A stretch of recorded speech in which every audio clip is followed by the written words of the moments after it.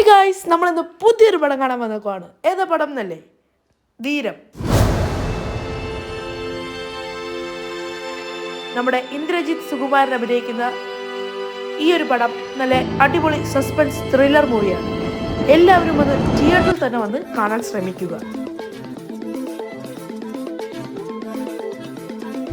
ആദ്യം തൊട്ട് അവസാനം വരെ മുഴുമുറയിൽ നിർത്തുന്ന സസ്പെൻസ് ത്രില്ലർ.